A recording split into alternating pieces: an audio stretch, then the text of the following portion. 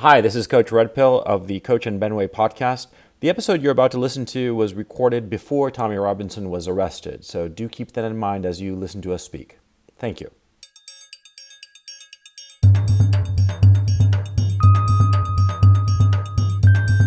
Hello, this is the Coach and Benway podcast. I'm your co-host, Coach Red Pill. I'm joined by Dr. Benway, and Dr. Benway has a pet peeve that we're going to use as a jumping off point for a serious issue, which is about the political landscape in the dissident right.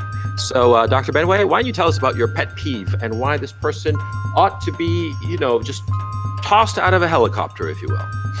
Well, I think you're giving much too much gasoline to the fire. There isn't really a big fire under my belt for it. Let's just say a little matchstick that I've lit. It's Paul Joseph Watson, and it's probably a little bit different from the things that are grinding everybody else's gears about him. I think today, funny enough, after we had recorded our episode discussing the royal wedding and what's the fun little details of the royal family, he had what I considered like one of the most ridiculous tweets of the day, which was something to the effect of, retweet if you couldn't care less about the royal wedding tomorrow.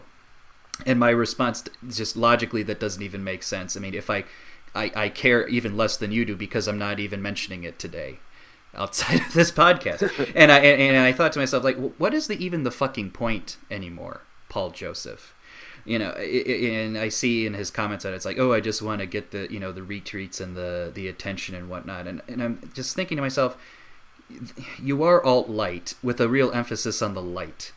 And that isn't even the big bugaboo that everybody else has, which is you're going to find excuses to punch the alt-right to suit your interests. It's that you really don't have much to say anymore. And, this whole idea that, we got to teach the normies about, social justice warriors. I'm like, if they haven't seen it by now, they ain't going to see it, frankly. And the idea that he still has a job to play, I mean, it feels like that job got finished a few years ago. Well, I disagree. My thinking on Paul Joseph Watson is that he's just a proselytizer, which is a great thing. We need proselytizers. We need people who sort of like spread the word, spread the gospel. So I don't have the problem with it, but it's all of a sudden like everybody is sort of like pissed off at him. All of a sudden, everybody has lost patience with him. He is not really doing anything different as of late. He's the same guy. He's got a formula. He's stuck to it. It's successful. But all of a sudden, the dissident right is pissed off at him. I think it's indicative of something else. Well, my response is this. What gospel is he preaching? He's preaching the gospel that SJW normies should come to our side. That's what a proselytizer does. What is our side? Our side is the dissident right, the non-GOP side. Because, I mean, you're going to admit that the alt-right, for all its ambitions to take over the GOP, they are not the GOP. They are outside of the GOP. They are outside of the standard political discourse. They are part of the dissident right, whether you like it or not. I mean, but you would agree with that, right? Yeah, but here's the thing. We've gone through many conversations not too long ago saying how we don't even know what we want. So the idea that someone is preaching a gospel of what we don't know what we want seems to me ridiculous. No, he's preaching a gospel of like, if you're against this, if you're against that, if you don't like this, if you don't like that, come join us.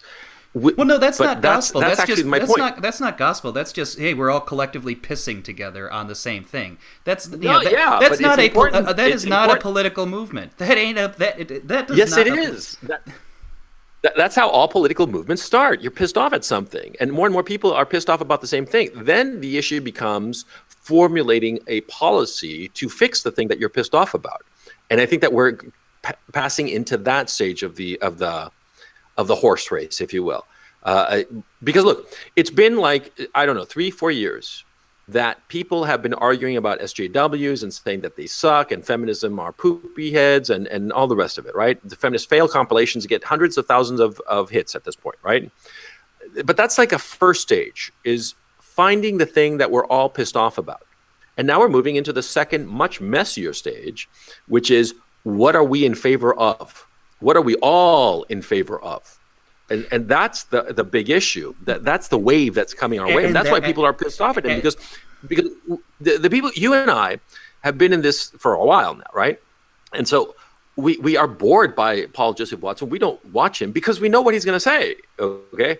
A year or two or three ago, we were impressed by him. Now we're not. But normies are still coming in and are impressed by him. We're just ahead of the curve. Well, why don't you say And the exact same thing about Sargon? Because it's basically I the do same say thing. I do say the same thing about Zarn. I think his content is boring as fuck. And also, what's happening now, what's becoming more and more obvious, is that he's doing all this stuff not from a disinterested point of view, but rather as a way to gain shekels and gain some sort of influence. Oh, interesting, because that's basically what I see Paul Joseph doing right now. No, it could be that. I know. Let me phrase it. It is that. This is how he's making his living now. Okay, but shitting on him is a waste of time.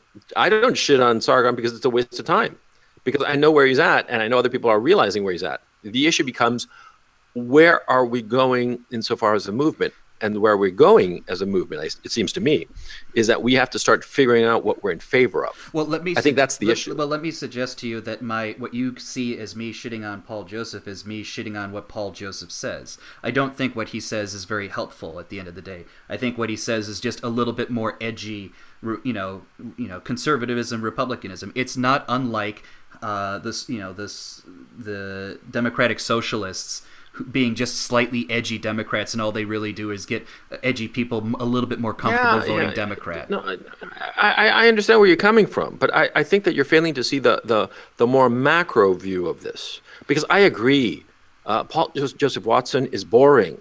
Okay, I mean boring because we've been there, done that. It's the TV show that we already saw, the movie that we've seen already. Yes, and we know it, and I agree with you. But my thinking is that we have to sort of we who are on the bleeding edge of this have to start ignoring or just not paying attention to him and start focusing on coming up with basic principles that we can all get behind. I mean, when I say we, I mean the dissident right. Well, it would be a lot easier to do that if he didn't keep attacking people who he has no business attacking on our side. Such as whenever he does his stupid, the alt-right are really irrelevant, useless losers. And even if you want to disagree with them, that's not very useful or helpful in building any movement either. That's just forcing people be more and more pissed off at you. And that's why people are pissed off at him. Not to mention that his really line of argument isn't very much of a line of argument. It's just a lot of, screaming into the camera in a very boring kind of way, in a kind of annoying kind of way, to be brutally honest. Yeah, it's also, there's something else that Paul Joseph Watson and a lot of the alt-lighters don't realize, that I think a lot of people who are hard right are coming to the realization, or will be coming to the realization, which is this: everybody on the establishment center and the left calls everybody on the dissident right alt-right. We are all going to be called alt-right. So here's the thing that's going to happen: the alt-right, the Richard Spencer, Andrew Anglin, Mike Enoch alt-right, they are going to be marginalized by more moderate people who are going to give up the ghost on the key issue, which is the ethno-state. Okay, that's the only way future for the dissident right: to adopt the name alt-right, but modulate it, and have issues of just ignoring the whole notion of an ethno-state and coming up with a paradigm that does not fall into the dichotomy of the ethno-nats, civic-nats. Okay, because I think that dichotomy, the ethno-nationalist versus the civic nationalist, I think that dichotomy is actually hurting the movement. Because you see, everybody recognizes that the center, the political center, the establishment GOP, the Democrats, the Clintonistas, all those people, they are civic nationalists, right? Multiculturalists are civic nationalists, in theory, at any rate, right? And so nobody on the dissident right wants to be called a civic nationalist for that very reason. On the other hand, people who are who don't want to be called civic nationalists, they also don't want to be called ethnic nationalists, because ethnic nationalists causes all kinds of problems. Specifically, the issue, it spirals into a purity test. I'm whiter than you are, okay? And that kind of purity test ultimately erodes a political movement.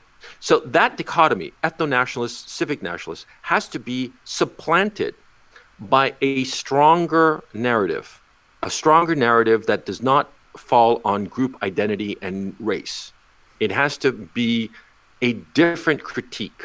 And I think that different critique is along the lines of, well, my thinking is decentralization. That's the new critique that we have to be talking about. That, we have to be saying, look, the problem we're having is that we have a concentration of power in very few hands in every single market, in every single aspect of our society. And so that's the conversation we should be having. How do we decentralize these foci of power? And how do we break up these nodes of concentrated power and influence and money into small nodes that make for a healthier society? Okay, but the civic nationalist is not helping. Here's why it's not. Here's why what you want is not going to happen, because no one is interested in having that conversation. Frankly, no, on either side, you're not going to have the dialogue around becoming more decentralized. Even though in many ways people may very well want that, because the bugaboos and the areas of cleavage don't revolve around that particular question. The fact that people are spending a lot of time on the whole identity issue is because that is the main cleavage point across all the spectrums right now. You may not be interested in identity politics, but identity politics is very much interested in you. And that's what people are kind of dealing with right now. Isn't that the critique that people always say, that everybody's reacting to what the left frames the question as? The left frames it as identity politics. Why don't we reframe it? Okay? I mean, reframe it in a direction that is beneficial to our side, okay? You always want to reframe questions in a way that is beneficial to your outlook, as opposed to your opponent's outlook. Yeah, but here's the fundamental issue at hand, though. I've seen variations on this very argument on the left. You just change out ethno-nationalism versus civic nationalism versus, revolutionary communism versus reformist communism. And the same kind of, debates were going on, kind of paralleled each other, which is, we can't be too revolutionary because that, scares people, whatnot. It gets too dangerous and it's purity spiraling. You can do reformism because, hey, you can, it's more convincing. People can, are willing to get behind you. It's gradualism that you can manage and everything. All this ultimately does is everything collapses back into the center. As a result, everything becomes a negotiation toward the center, towards the establishment and the status quo, and that's kind of what we're having right now.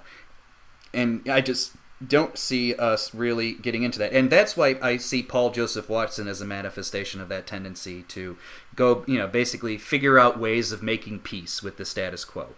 Because that's where we're kind of at right now. Okay, but basically your outlook would be then that the only solution is to be an ethnonat, and that the final, I hate to say the final solution, but the final outcome, let me rephrase it, the final outcome of the situation is civil war between those who are white ethnonats and everybody else.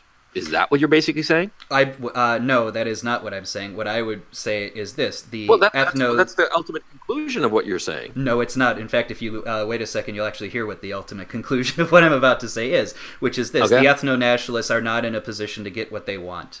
And the tendency towards, making do with the status quo is much stronger. So what will happen is, in this paradigm, the ethno-nationalists won't win within a legal system by any means, and they're not strong enough to have a revolutionary system. So what will happen is the inevitable, if you want to believe that the conditions are right for collapse in the society, which I do, the society will collapse, and if there's going to be some sort of ethno-nationalism, it will come as a result of the collapse in a very minute and localized kind of way. That's how I kind of see this playing out. I think, I have seen variations of this argument in many different ways to the point where I just feel like we're going to repeat it. We're going to repeat what the left went through over the past 40 years, but with different talking points at the end of the day, which is irrelevance. We like to think on our side that and I hate this term with a passion, cultural Marxist. That is the dumbest term I've ever heard. It's not even accurate. That idea that the left is secretly in a cabal to hide the fact that communism's taking over. That isn't what's going on. Communists don't take over shit. It's basically a different version of peace that has been made with neoliberalism. Neoliberalism rules the day, and it's going to continue to rule the day for a while. Neoliberal economic policy, you mean? Economic and social policy. There's no distinction between the two.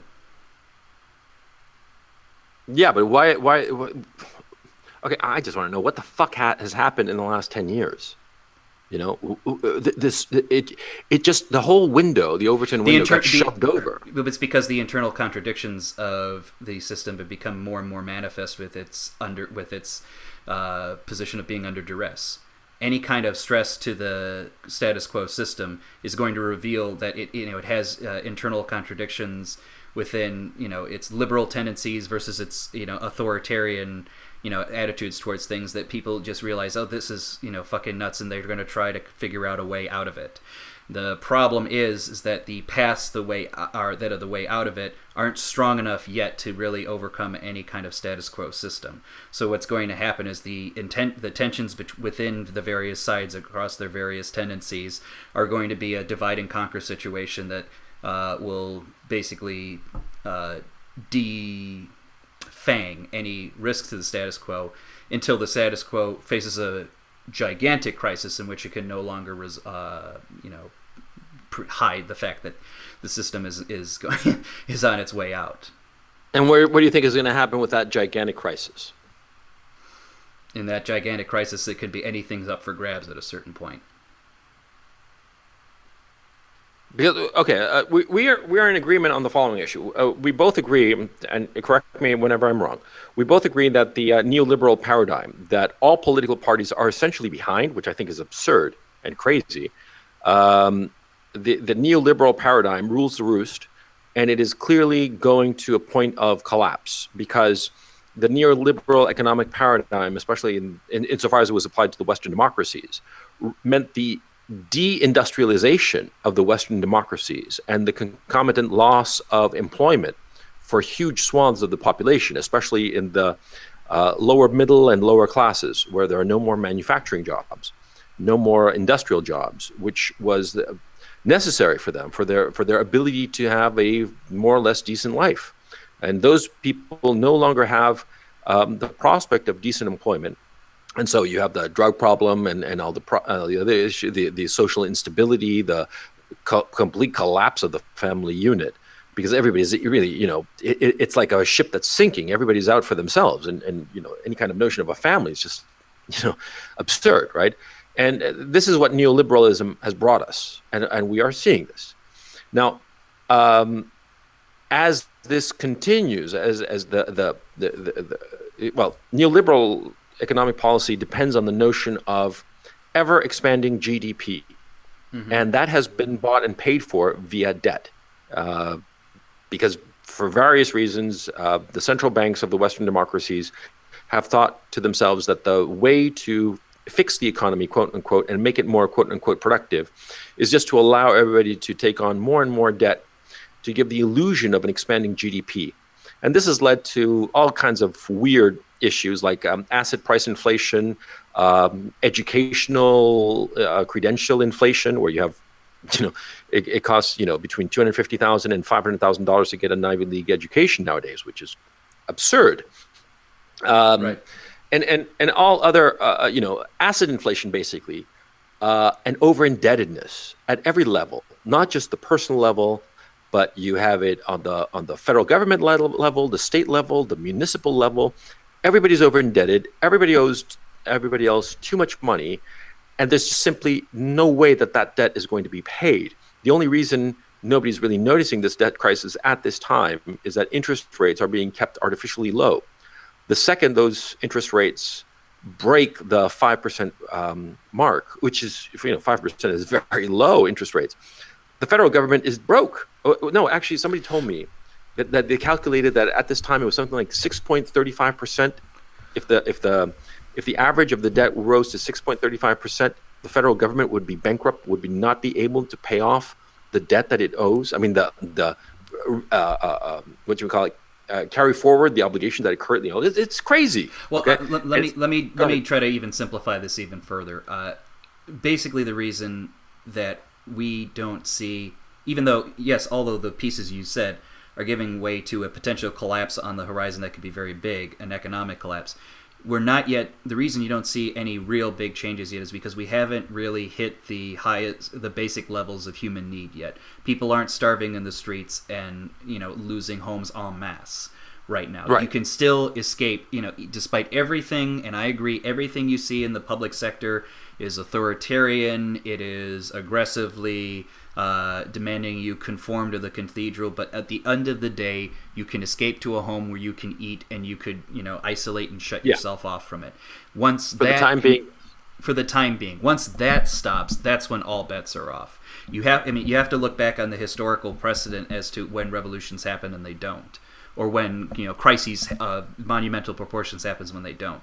The Russian state, for example, at the turn of the 20th century, as authoritarian and harsh as it might have been, was not really enough of a motivating factor to get people to really resist against anything until people could no longer feed themselves. That's when Yeah, things well, got... yeah, but here's my thing. I think there's a combination of factors. Number one, you're correct. I think when people cannot no longer feed themselves, then that's when revolution comes. But number two, the revolution comes and or is successful when the elites no longer have the will. It seems to me that the elites have the will Yes, at this time. They have the will, and they have the will to repress it forcibly if need be. right. And I think that there's also I personally think that the more I think about it, there's some sort of weird psychodrama going on between the upper classes and among the upper classes. I think that how can I put it? I think that at a fundamental level they realize what's going on. At some sort of reptilian hindbrain kind of level, they realize that they are an exploitative class, and that they are exploiting the 80% of the population. And this top 20% recognizes that a lot of the things that happened over the last 20 years, not just Bush 2, but also Obama, led to the situation that is completely unbalanced, and that they are privileged and they have a position, an economic and social position and political position that is unearned and unjust, and yet they don't want to let go of it. And I think that they are going to carry out whatever evil deed is necessary to maintain it. You see what I mean? I think that there's the will in that top 20% to carry out gross and heinous acts. What do you think? Yes, I think that is the case. Now, I think you can say that it is a mark of the deterioration of the system in which what was hitherto easily able to hide is now obvious and apparent. So, do I such think as I think absolutely, censoring, various specific modes of right-wing thought, inducing people to think that overthrowing of for example, the Trump presidency is a good idea. For thinking that the authoritarian elements of the government are things to be celebrated because going against the unelected outcome of a race is actually warranted and justified. That stuff, frankly, has happened before all of the recent years. It's not like they suddenly became bad people. Bad stuff's been going on for a while. They were better able to hide it now. They're just a lot more exacerbated now, and they're not really doing an interestingly or good job at hiding it because they don't care about hiding it anymore. That's a sign of... Well, I actually think it's different. I think before there was the feeling that, okay, we're strong enough that we can accept this outcome that is negative towards our cause. You see what I'm saying? What outcome was negative to their cause before that they would be willing to tolerate? I don't think there was anything that that ever came close to them feeling the need to tolerate. Mm. Well, where do you think that this neoliberal paradigm started? When would you argue that it started? Like in the 80s with Thatcher and Reagan? So Because, I look at the Reagan Thatcher period, and I think that what they did, the implementation of neoliberal economic policies, I think it was a good thing. But I think that the neoliberal policies overstayed their welcome. I think that they should have been rescinded in '92. I think that Ross Perot was on the money. I think that these neoliberal economic policies should have been rescinded. The free movement of capital and the insane lack of tariffs insofar as certain goods, and which allowed for the exporting of the manufacturing base. I think that those should have been turned off in '92. Okay. I mean, that's my thinking. And the fact that they were allowed to continue another 30 years is what has gotten us to this hole. So I'm not unsympathetic to neoliberalism on its face. I'm unsympathetic to the fact that it overstayed its welcome. So in retrospect, I think my attitude has evolved to the realization that the quote unquote revolutions of the 80s, where our current form of political right. economic situations got themselves made, was less a revolutionary exchange of, or change in leadership and ideas, and more of a policy change amongst the same kinds of people, right? It's not like the people in charge in the 1980s were completely divorced and alien from those that preceded them. I think it was just, it's basically a certain, it's Western capitalism at the end of the day. Sorry, I can't come up with a non-commie way of saying it, but that's what it is. Yeah. That organization, shall we put it, big business organization, has been, you could take back a longer way. And to that regard, it's been around long enough to really not have to worry about too many things, frankly. And neoliberalism is just in the 80s was just a realization that, hey, our old ways of organizing economic policy aren't working so good, so here's a slightly different one, or even if it's majorly different, so be it. We're still the same people running everything. So I think what's happening now is the possibility of, if not different people running things, people who have a vastly different ideological output or thought pattern on the matter. Like, take, for example, Pat Buchanan. Pat Buchanan is not a true big business capitalist in any stretch of the term. I think, no. he's certainly okay with, free, quote unquote, scare quotes, free enterprise, in the sense that, it's not like you have a top-down command of the economy, but he's certainly not sympathetic in any material way to big businesses running everything, and we're okay with that because that's American freedom. He doesn't believe in that at all. No, he doesn't believe in the motto. What's good for General Motors is good for America. He certainly doesn't believe that. But yeah, the entire oligarchic class, the top 10-20% of the population, they do believe that. They do believe that what's good for Facebook and Google is good for America, which I think is fucking insane. And I think that attitude is at least as old as, let's say, the 1870s, the 1880s. Like, the Gilded Age and this Gilded Age aren't entirely that different, and the same kinds of families are still very much in charge. So that's how old I think the system is, at least. Well, I don't know that. I mean, it seemed to me that the trust busters sort of like went a long ways into ameliorating the situation of the 1870s and through the 90s, right? I think that I'm not one of those people who always says, "Oh, it was better in the past." No, the past had its own problems. Because parenthetically, recently I had like a Twitter, not scuffle, but a little exchange with somebody who was saying, "Oh, it was great in the 80s." And I was like, "No, it's not. I lived through the 80s. It was as shitty as it is now, just different brands of shit. But it was still shitty. It still had issues. It was still kind of like quote unquote problematic, I basically love that word. There are a bunch of lefty words that I love, like problematic, like inappropriate, because, the word inappropriate basically means wrong, but they don't use the word they don't have the moral self-confidence to say that's wrong. They only have the tenuous, pissant little cucked out way of saying wrong, which is it's inappropriate. Well, if they add more syllables, it's invariably hiding something. That's a very cheap and down and dirty way of saying it. My favorite version of that bit is George Carlin's stand-up, how he said how shell shock eventually evolved into post-traumatic stress disorder because you're hiding you're literally hiding the trauma of what's actually going on. That's sort of what's going on here. They add more more syllables to hide away what's really going on. Anyway, okay, look. We agree that neoliberalism, as it is expounded today, is getting to the end of its rope. Now, the issue becomes what'll happen next. Now, I'm actually writing a whole fucking novel about this, as you know, and our listeners probably know. And the thing for me is, how can I put this? My vision is similar to yours, actually, that when there is a complete collapse, what's going to go first and what people are going to notice first is the lack of local authority, because local authority will not be able to finance itself. And once it no longer finances itself, and once people realize, hey, there's nobody to control our behavior, all kinds of funky shit is going to come out of the woodworks. But I think it's going to be sort of like, different strokes for different folks kind of situation, where in some places, some things are going to happen. In other places, other things are going to happen. Some things that are going to happen are going to be fucking horrifying. And some of them are just going to be fucking wild and just weird.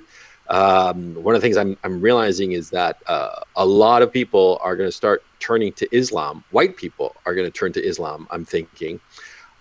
Not because of their belief in Allah or that Mecca is the center of the universe or any shit like that, but because Islam will allow them to indulge in some of their baser impulses, and so they'll gravitate towards it for that reason. Because ultimately, a lot of times that's exactly what happens. People gravitate towards a religion because it signs off on things that they want to do, and they want some sort of moral assurance that it's okay. Why do you think so many people became Mormons? Because of polygamy, And so anyway, but that's just one thing. I think that we're never going to have like an ethno state, like I don't know, like all of Montana and Utah and that area is going to be like a whites only place. No, I don't think that's going to happen. But I do think that there are going to be like little enclaves throughout the country that are going to be in that direction and come together out of self-survival. Because I think that with the collapse of the neoliberal economic paradigm, which I see on the horizon, the society is going to fall apart. Now, here's the thing that has me deeply troubled, and I'll ask you forthrightly. You see, I look at the math, if you will, of the situation, the money situation, the need to finance so many obligations, pensions, and what have you. The fact that such money does not exist and never will exist. And the only way for that money to exist is actually to print it, and therefore, of course, devalue the currency and spiral into, essentially Venezuela, right? Now, my thinking is that I look at the equation and I see no other outcome. And so I wonder to myself, am I fooling myself? Because there is a teenage yearning for the apocalypse. And I think that we all find it very attractive. Because, great chaos, great changes, we all wonder, what's going to happen. It's fun, it's exciting, We don't want to be thinking that, the future is going to be pretty much like it is today, just, with better cell phones. We don't want to be thinking that. We want to be thinking that there are going to be great changes, chaotic changes. And so I'm worried if I'm actually truly looking at the future as it will happen, or if I'm fooling myself. You know what I mean? Interesting you to say that, because I would have suggested to you that if you really want to emphasize the nature of decentralization, I would just tell you to wait for the collapse. The collapse will do half the battle for you. I know. So that may very well be frankly, why you wonder if you're being too desirous of change, because I think that would be kind of what you want, and a certain kind of collapse will help produce that. Ultimately, I don't know. I think capitalism has a tendency to figure out ways to survive. I feel like Jeff Goldblum's like life finds a way. In Jurassic Park, that's basically capitalism finds a way. Capitalism can get people to buy Che Guevara T-shirts. It's very creative, in that regard. Are we going to get a situation like in the next? Are we going to get a situation in the next, 10 to 20 years where, similar to how I think in retrospect, neoliberalism versus Keynesianism was a policy change as opposed to a major political change? Are we going to get another policy change as opposed to a major political change? I can believe it. I can even conceive of a world where everybody, the various powers that be said, some degree of localization is more interesting than continued globalization, so we'll just organize the business mechanisms to allow for a certain level of that. That I don't buy. That I don't buy at all. Because everybody in power today is gung-ho for globalization because they directly benefit from it. There's no dissenting faction within the leadership that would see it beneficial to have any kind of decentralization. Once they stop benefiting from it, they will change their tune. Once they start what? I'm sorry? Once they stop benefiting from it, they'll change their tune. For example, if they know that the collapse of what you're thinking of is going to accelerate, is going to come very soon, they'll change their tune. No, no, no, no, no. It would actually have to be happening for them to change their tune. I, I, I, I don't know. I have a feeling. I honestly don't see how anybody in a position of leadership who has benefited from the globalization Kool-Aid, how they could all of a sudden say, oh, you know something, maybe in a year or two things are going to go south, so I'm going to start changing my tune now. Bullshit. Nobody's going to change their tune. Only dissenting people, such as you and I, people way on the outside, on the fringes of the whole political discourse, extreme fringes, frankly, only we're the ones who entertain the notion. And I wonder whether the notion that I'm entertaining is sane. Because, of course, I think this. I look at my train of logic that it brings me to this conclusion. And yet, even so, I wonder to myself if I'm fucking crazy. Because look, back in 2010, I actually wrote a series of pieces about how the hyperinflation of the dollar would happen, and it was very reasonable. It never happened. It still hasn't happened 8 years after the fact. I thought that by 2012, there would be enough of a run on treasury bonds that commodities would start to balloon in price, and this would lead to the collapse of the treasury bond market and hyperinflation of the dollar. Okay, I thought that that's what was going to happen in 2012 on the outside. This was when I was writing in 2010, in late 2010.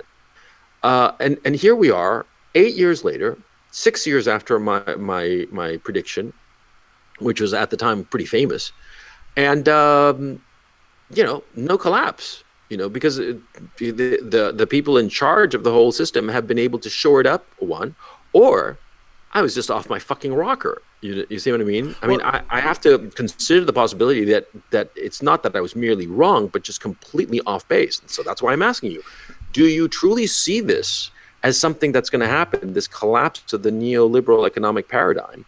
Or are we just, snorting our own farts and sucking each other's dicks and talking about things that are completely foolish? So I'm asking you honestly. And I've been trying for the past 5 minutes to give you a response. Yes, so it's entirely possible. I either think it could collapse or it won't collapse. There's nothing to me that says one is just absolutely wrong, can't happen.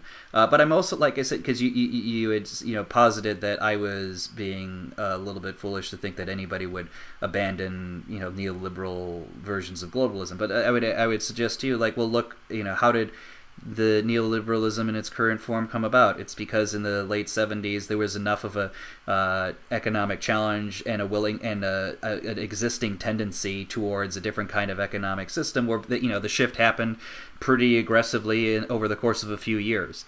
That could very well happen today. I don't know how or who might do it, but it feels that's entirely a possibility. I always say whenever you're predicting major collapses, doom and gloom predictions happen a while. I think in this case, what's accelerating things more than anything else is that it's not just a matter of, economic GDP numbers going up and down per se.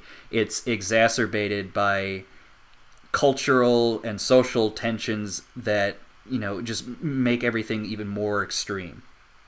Yeah. Basically, like the demographic, challenges of all various stripes are coupled with but the thing is, see, here's the thing. In the 70s, the cultural social problems going on were clearly linked to the economic problems going on. Okay, so an economic change of policy was there was a clear vision that we change the economic policy and a lot of the social problems will go away because we'll have higher employment and all the rest of it. Okay, but in our current paradigm, in our current situation, there is no clear link that what is going on, a lot of the social problems going on, are linked to neoliberal economic policy. I mean, like, for instance, most people, simply don't understand or even believe the fact that this increased immigration is a product of neoliberal economic policy, whereby neoliberal economic policy sees that there's a demographic plateauing, if not shrinkage, of the Western democracies, and says, hey, let's bring in other third world people so we can shore up our population, our demographics, and keep up the GDP. right? There is no conception of that.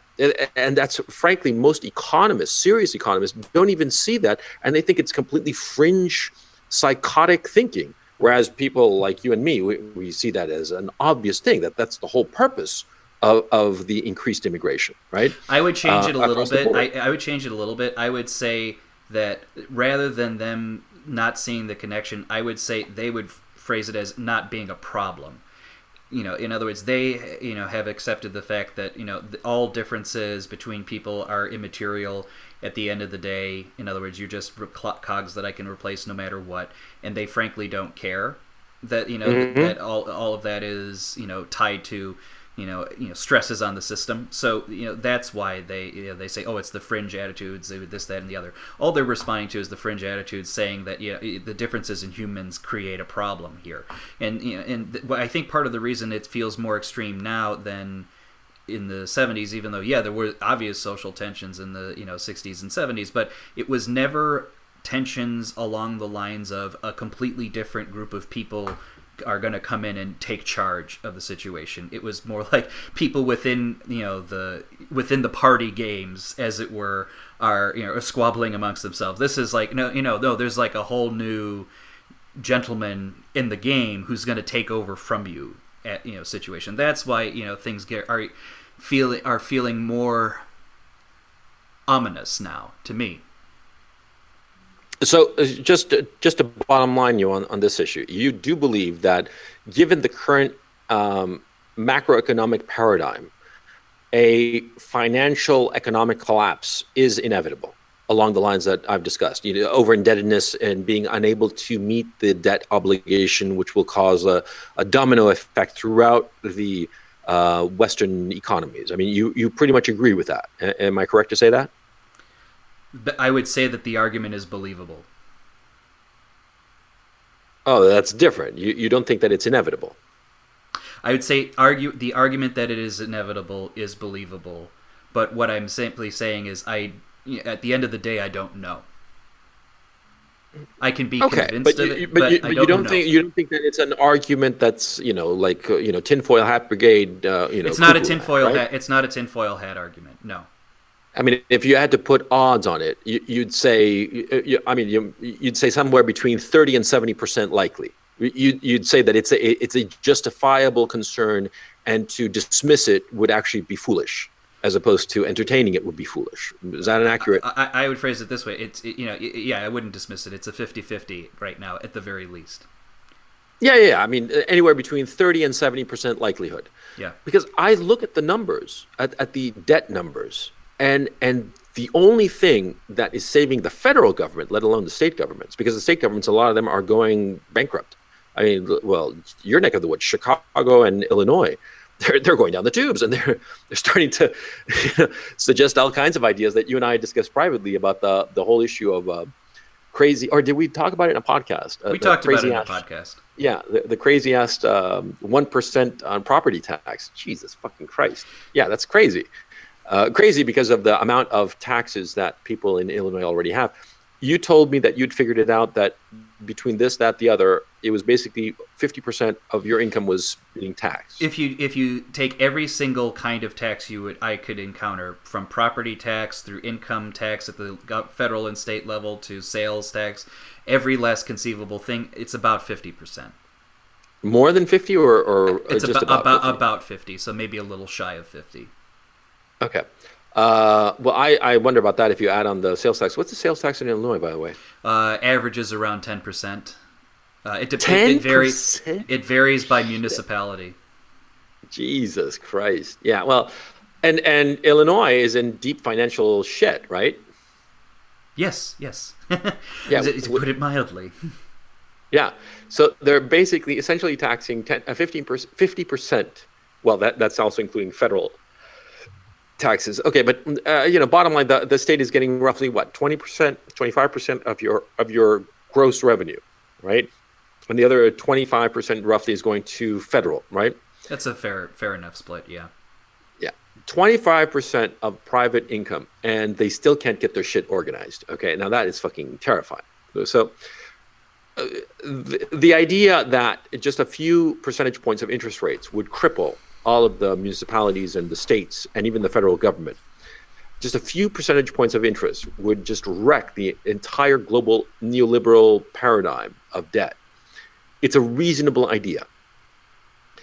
The issue becomes, when's it going to happen? I mean, I've been like waiting, on tenterhooks for 8 fucking years, But then again, look, back in 1998, 99, I had the opportunity to buy property in Manhattan, in Alphabet City in Lower East Side. And I remember very clearly, it was a 2-bedroom apartment. I forget how many square feet. It was a 2-bedroom apartment, and it was going for $190,000. And I said no, because everybody's so indebted, and this go-go real estate market, it's going to blow up soon. And it took 10 years for it to blow up, right? And then it just went back up again. I don't even know. I don't even want to think about how much I could have sold that apartment today. I mean, I'm guessing $1 million, no problem. And because it was a nice place. It was like on the third floor, third floor walk up. Yeah. But, it was a pretty, I honestly forgot how big it was, but it was a decent size. It was a 2-bedroom, and the 2 bedrooms were, and a separate bathroom. It didn't have a bathtub in the kitchen kind of situation. Right. And I was like, no, this thing is going to explode and it's going to fall apart, and fucking idiot. But be that as it may, the point, the people in charge of the neoliberal economic paradigm are awfully good at kicking the can down the road. They have their ways of really kicking it down the road for a long goddamn time. Although the effects ultimately, I mean, eventually that cannot be kicked further down the road, as we saw in 2008. Although in a sense you could say that they kicked it again, and that we're in that process of them still kicking it. And so it's a very stressful for me to feel that I'm fundamentally right in my argument, and yet my argument is not happening. It's not coming to fruition. Well, here's the thing with me, and I actually think this is something that our side should think about. I really try to stay away from the prediction game, because the prediction game becomes an exercise in saying, wanting to be, prove that you were right, and stressing the fact that you were right, as opposed to, doing the right kind of thinking. Like, to me, the great example of that would be a guy like Mike Cernovich, who, he comes across to me as the guy who, let's say, you're watching a number of, like, on the lottery being pulled, and before the number gets pulled, he's the guy who says it's going to be 4, 5, 6, or 7. They say the number is 7. He says, yeah, I got it right. You just make 50,000 predictions, and eventually, one's going to accidentally be right. I just hate that game. It doesn't help anything. What I would suggest is a more useful attitude, and I think one that you would agree with. Coming clear on what your goals and what you want to be, and how to do the right thinking and actions to lead to that. I always have the attitude, whether you agree with it or not, that if you wait by the river long enough, you will see the body of your enemy floating by. But that is another way of simply saying you be patient, and you become opportunistic when you see the reason, the cause to do so, and you are prepared, to recognize the opportunity. So my attitude is that figure out what you would like to have happen, and if that is, changing, getting rid of the neoliberal system for good, for going into a localized or a decentralized political system like you want to be, even if you're an ethno-nationalist and you want to have like an ethno-state somewhere, that still works. The logic still holds true. Know what you want, figure out how to potentially do it, and be smart enough to know when an opportunity arises to seize it, and be prepared and productive about it. And I think that's the attitude to have, as opposed to trying to stress as to when this thing I predicted will happen. You know what I mean? You're just going to pull your hair out, and it's too easy for it to devolve into an exercise in saying, how right was I, or I want people to know that I knew that this was going to happen. It's almost egotistic. It becomes an egotistical exercise as opposed to a social exercise, which is what we really want to have happen at the end of the day, right? All of this is background detail or supporting detail necessary to figure out where I want to go. You know what I mean? How do I make the right decisions in this context? No, I see your point, and on a personal pragmatic level, it's the best approach. but but see, at the same time, there's this inherent need of human being, or desire, not need, Yes. desire of human beings to see the future, of to know what's going to happen before it happens. And there's also the thing of like being right. We all want to be right. We all want to say this is what's going to happen, and see, I told you so. You know, it's because we're human beings. Well, I think there's a fundamental truth that can be found in stories almost mythically, and I always think of those stories in which one seeks to know the future, and one is told a prophecy, but the prophecy comes forth in a way that was unexpected and ultimately more self-destructive. Think of the stories like you would imagine a lot of like a Tales from the Crypt of saying, a woman goes to a fortune teller and says, a man, this man in your life will inherit an extremely large sum of money and then will die. The person thinks, oh, I should marry that guy, and then when he dies, I'll get all that money he's gotten. Little do they know that in reality, said person, wins the money, and then he kills her and then inherits the money. You know what I mean? That kind of unexpected consequences. That to me is a fundamental parable about the worries of trying to be an oracle or trying to know what the future will bring, because inherently, we don't know. We'll never know enough, and we will not know enough to the point where we accelerate our own demise. Best is to be smart, to be pragmatic, and to figure out how to navigate. Yeah, what you're saying is absolutely true. But still, anyway, going back to we started this conversation with the whole Paul Joseph Watson thing. Right. Well, I'm thinking about Paul Joseph Watson and Cernovich, which you just mentioned. And there's that thing about the whole dissident right, that fundamentally we don't like the alt-right. We think that they're fucking assholes. And we think that they're opportunistic. And do you think that it's because basically the alt-right does basically want to be part of the GOP? They want to be part of the in crowd? I mean, is it as simple as that? Well, I think that's part of it, but I think and it's a question of whether they rationalize this or they truly believe this.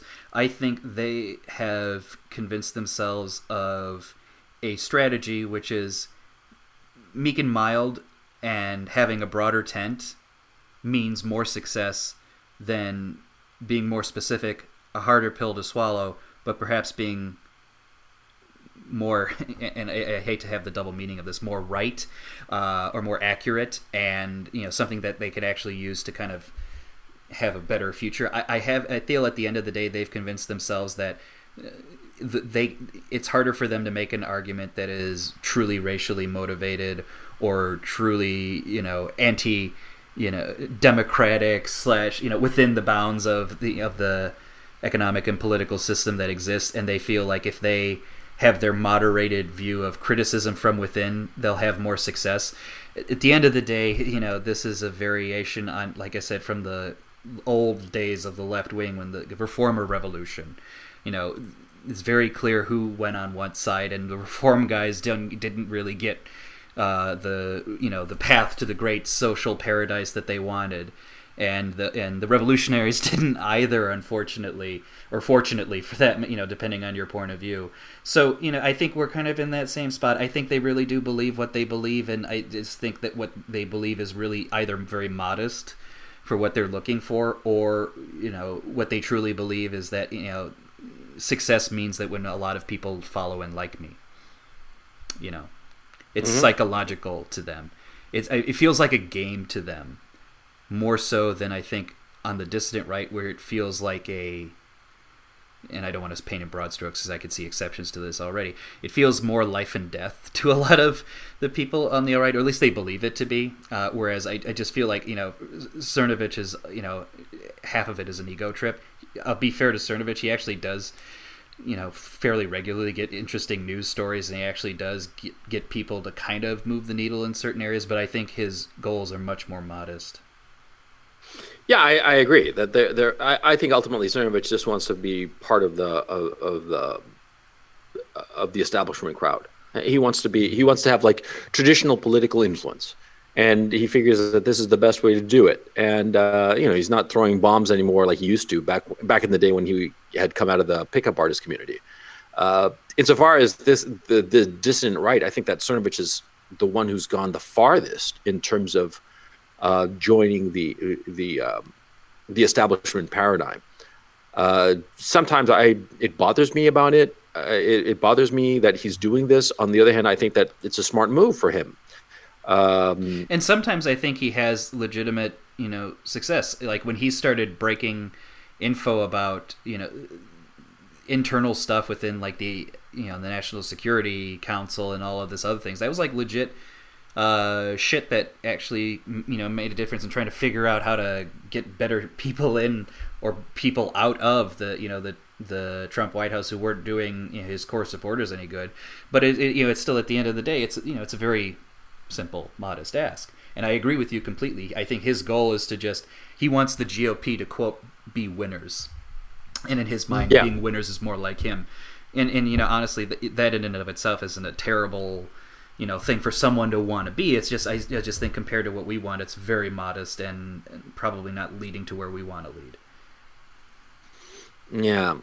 Oh, something else that Paul Joseph Watson has been saying, that he's thinking that eventually there's going to be dissident art, and I suspect he's right, because I think that the art forms, the mainstream art, is just so fucking well. We talked about this the other day about the only one being Cobra Kai, and that might be like sort of like create the new paradigm.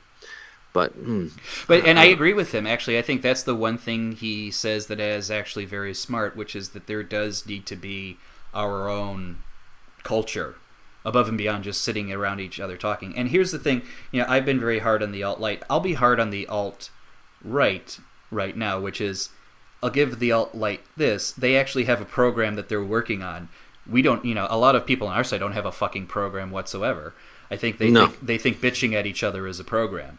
And yeah, exactly. I would say, and I would say this, look, I think the goals of the alt-left, I'm sorry, not alt-left, I'm sorry, I may have made a Freudian slip. The goals of the alt-light are shit, but they have better tactics. Our goals may be slightly better, but our tactics are shit. And I'd frankly, at this point in time, I'd rather have better tactics. So I'm going to turn this around a little bit and say, no, I actually am disappointed in my fellow neck of the woods. I don't think we're very good at a lot of these things. From my point of view, the alt-right and the hard-right don't have any fucking program. Yes. Let alone tactics. They just have not made up their minds about the important shit. And at best, insofar as economics, they say, capitalism. Great. Okay. What form of capitalism? That's like saying, I'm in favor of like going to a restaurant. Which one? Make up your mind. There are all kinds of restaurants. There's all kinds of forms of capitalism. The hard right, alt-right have not been able to figure it out. At best, they talk about this. They basically talk about neoliberalism. They don't, as a movement, it does not seem to me that the alt-right and the hard-right understand that neoliberal economic policy is the reason for these problems. That's why I was talking before about the connection between the social problems of the 70s and the economic situation of the 70s. There was a clear sense that the two were interrelated. Yes. But even the hard-right, alt-right, they do not understand that it is neoliberalism. Because they keep talking about globalism. They don't understand that globalism is simply an outgrowth of neoliberal economic policy. It is the necessary political outgrowth of neoliberal economic policy. They don't get it. And they sort of like acquiesce to neoliberalism. That's the thing that fucking sticks in my craw. Well, my suspicion is that I think a number of folks do have this conversation and do recognize it, but it doesn't reach the top of the attention network of what we talk about as it should. I think it happens off to the side, if it does happen. And off to the side? Where? I'd like to see that side. I've never seen it. At best, they talk about the fucking ethno-state. I'm sick and fucking tired of the ethno-state. And because it makes us sound like a bunch of fucking Nazis on the one hand. And it doesn't lead to anything productive, okay? There is no way that you are ever going to be able to expunge everybody who's not ethnically like you from an area larger than a couple of square miles. It's on a practical level, it's impossible. Okay, because you don't have to resort to force. So I'm going to just have my final state on the ethno-state from my perspective, because I'm getting bored of having to tiptoe around it. Do I think, at the end of the day, if you told me, living in a state of people like me ethnically would be better than a whole bunch of different people, yeah, I probably would agree with that. Do I think it's possible within the system to do that? No, I don't think you're going to get it that way. How would it be made? It would be made through an immense, powerful force using a lot of very authoritarian and violent tactics to get it done. It did happen in Eastern Europe. It happened because of World War II and Stalin reorganizing the map. We don't have that. We don't have the gall to do it, and it's not going to come about in any way, reasonable shape or form in the near term. So if your goal is the ethno-state, and it's like any kind of project I do has a roadmap. I start with the goal and I work my way back to so if my goal is to achieve Z, I have to get X done. I have to get Y, or I have to get Y done. I have to get X done, so on and so forth. I don't think people are really doing that mapping to figure out from today to the ethno-state what do I need to do, because if they would do that, they'd realize what they can't do is actually very enormous right now. So even if you still want the ethno-state, I'd say do the fucking mapping activity and figure out how to do it, because right now you really aren't doing it. And if I hear one more person say voluntary repatriation, I'm going to slap them in the face, because that's not going to fucking happen. Yeah, exactly right. Because you look at the Eastern European situation, you look at Israel.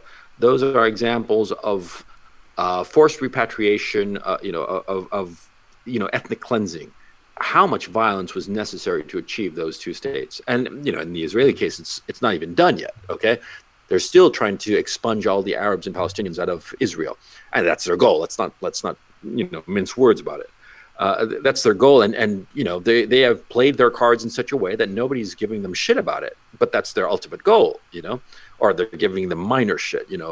Some random people here and there say, "Oh, it's an apartheid state," or ethnic cleansing or shit like that. Oh, poor people in Gaza, but it's happening. From my point of view, just looking at it as a disinterested observer, I would give them maybe 30 years, and they'll have expunged every Palestinian out of Israeli territory. Do you think it's going to be more than that? Like I said, I think that's their goal. I think they're actually acting upon it. They're a small state, and it's a small overall population. Things probably can get done. 30 years seems just as reasonable as anything else. But there's a lot of reasons underlying the Israeli situation as to why it's possible to do that. None of those preconditions really exist in our current state. And again, like I said, if you really want the ethno-state, you have to figure out ways of what you're going to do. And there's nobody really thinking this through successfully to me. So let's go back to the original question. Apart from the ethno-state, the alt-right and the hard-right don't have any kind of program whatsoever. The alt-light sort of does. But actually, I wouldn't be able to articulate it beyond the desire to take over the GOP. I mean, what program are they really pushing? That I think that is frankly the program, and I think all they really want at the end of the day is going back to an old. I'd say they want to go back to pre-1965 on some regards. They have specific tactical policies that they want to get through. The congressional system, which is more direct border control, more say on what who can and can't enter the United States, who they want some degree of protectionism. They go down the list. There's a few things like that. The fundamental problem I have with that, and why I have more sympathies with the dissident or hard right than I do with the alt-light, is that the alt-light thinks that the system is going to give them more than it actually is going to do. Mm-hmm. Like they think, if we just get through our it's again reform or revolution. If we just get through our policies, everything will be better. Well, what? Even the fucking court system can't even let the executive do its constitutional job. So, you really think you're going to get some fucking legislation through? Good luck. Yeah. Okay. So the alt-right doesn't really have anything except be a part of the GOP or take over the GOP. The hard right is sort of like, which I consider myself, is sort of like aloof and just like, everybody's a poopy head and we hate SJWs. But apart from that, they're not pushing any kind of specific program. And the alt-right is pushing the ethno-state, which we've agreed is just stupid. And so the issue becomes, how do we get everybody to get behind something that we can all be in agreement on? My take is this: even independent of whether or not the ethno-state is a poopy idea or not, I would say our fundamental job right now should be figuring out what we want to do. It's an intellectual exercise, but not in a pure, thought, thought experiment kind of thing. It's an exercise in practical matters, how we get what we first define what we want, and two, define how to get it. So it's in some sense pre-political right now. Yeah, but there's also something else that you and I. Okay, this isn't what I'm going to posit. At the end of the day, everybody always talks about the marketplace of ideas, that the best idea wins. That's bullshit. Just as the best product is not the one that necessarily captures a market. Okay, the way you win the political argument is that you have an argument that is simple enough for most people to latch onto it, and you have people who are pushing this idea and take over. They have the energy and the drive to convince everybody to get in line behind this particular project. It's not that the project is so great, it's that the people who are pushing it have the balls and the strength to get everybody in line behind it. And that seems to me, or let me rephrase that, that is the way politics has always worked. The ideas are just a packaging. At the end of the day, it's the leadership that has the push for it. And it's clear at this point in time that the alt-right and the hard right does not have the leadership to push any fucking idea, okay? They don't have the power, the strength, the whatever, the discipline to get everybody in line to go after one specific idea. And so we have to find that leadership. We have to find people who are able to get everybody in line. And so far, it doesn't seem that we found that leadership, right? Because is there anybody that we can realistically say, yes, that guy could potentially lead us all? I don't see such a figure. I don't either, but I also don't think I don't think anybody in our crowd has.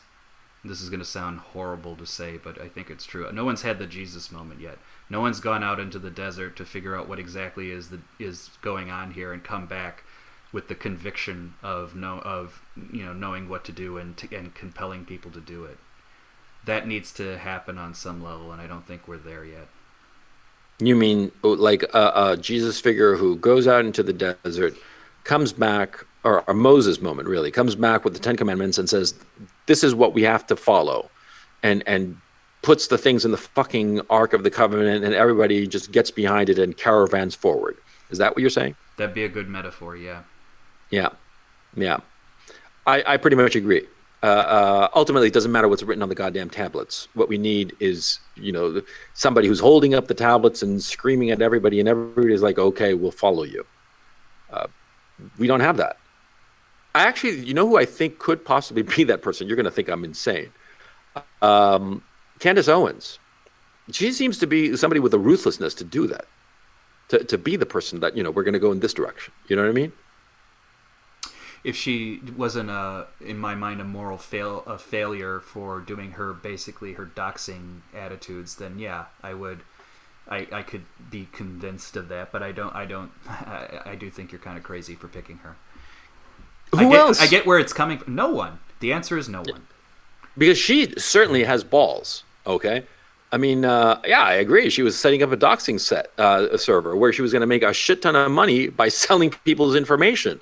I mean, people's dox information to fuck them up and ruin their reputation. Yeah, it was fucking horrible. I thought, but look at her how she's like advancing and moving forward, and like she's got the ruthlessness, the I don't give a fuck, I'm going to go my way and get my way kind of attitude. I honestly think that she's the only one I can think of at this time who's got the balls for true leadership. Come on, Richard Spencer, come on, the guy's a fucking joke, right? I happen to know, I've spoken to them a couple of times, Mike Enoch and Andrew Anglin. They seem like very nice people, but they don't have that push, okay? And they don't have that ability to break through to the mainstream, And my attitude, again, is it's partly also a matter of the thought isn't prepared yet. So it isn't just a matter of one guy coming up entirely with like, here's the the right approach. I think there also needs to be, in some sense, a series of John the Baptist type characters who are laying out enough of the sort of rough material for someone to kind of pick up and construct. I don't even think we have enough heapings of material to start building, the list of here's what we're going to do, and I have the conviction to take it forward. So, yeah, that's why I say the matter's pre-political. By the way, I beg your pardon? That's why I say the matter's pre-political. By the way, we're not at a point of political action. We are at a point of figuring out the right thinking. Okay, well, my thinking at this time, insofar as finding the right thinking, is that as a movement, we have to make the connection between neoliberal economic policy and the social ills that are affecting us, make it much more explicit. Because the smarter people realize it, but I don't think the rank and file quite understand it. Quite understand that at the end of the day, we are fighting neoliberal economic policy. That globalism is an expression of it. And I think that is what we have to push forward. You agree or disagree, or you have a different view? I think that's going to be a central part of it. Yes, I agree. Anything else would be a central part of it? This whole notion of what your demos is part of it. So the whole what do you mean? Civic Nash, ethnic Nash, all that kind of stuff. What that really is saying is what makes a people whole. And why, right. and why, what is the necessary matters, or what are the necessary pieces to have to get people collectively to say we're together in this and we're going to work to build what we have. In other words, how do you build a society of confidence? I think part of the answer, as well as part of the other reason why I feel like the civic nationalism versus ethno-nationalism is a horrible argument, because it's not either or. To a certain extent, in my mind, it's both. Right. You have, you could be purely ethnically combined and yet, still degenerate in your own ways. Just look at, New England to see, and what the New Englanders have produced to see that. And civic nationalism alone, the idea that we're just going to agree on a constitution and that'll solve everything, that doesn't happen either. So you have to fight. You have to. There's synthesis, antithesis, and unison. And synthesis and all of that. Yeah. It's something. Ultimately, my thinking is that we have to find a unified vision of our paradise. What would make us all happy? What kind of life that we imagine, whether it was actually, it actually exists or not, doesn't matter. It's a unified vision. If we can find that unified vision, that this is my mountaintop. This is the mountaintop I want to reach. The communists were great at that. They had the socialist paradise. And it gave everybody a common view. We're going to be doing in our next episode. We're going to be talking about the Vietnam, and one of the things that I at least was struck by was the Viet Minh had this clear notion that we want a unified communist Vietnam and at peace. Great vision that was easily translatable to even the slowest guy there in the army. And they went out there and died for it in huge numbers, because it was a clear and compelling vision. That's what we need. A clear and compelling vision that can unify the dissident right. Okay, well, that's easy test. Let's get to it. Okay, so we've been going on for over an hour, so we're going to leave our podcast audience. You want to take us out? Ladies and gentlemen, I at least want one of you to go into a spiritual quest into the desert and come up with the solution. Take your Castellaneta books, take a mushroom or two. I'm not going to judge, and then come back, have your spiritual enlightenment, and come back, and we'll see if it's compelling. What the hell? Yes, bring us something. Bring us something. Bring us the stone tablets with the word of God, please. Somebody, anybody? Okay. No pressure. No pressure. No pressure at all. This is Coach Red Pill signing off for Dr. Benway. This has been the Coach and Benway podcast. Thank you so much for listening, and we'll see you next time. See you later.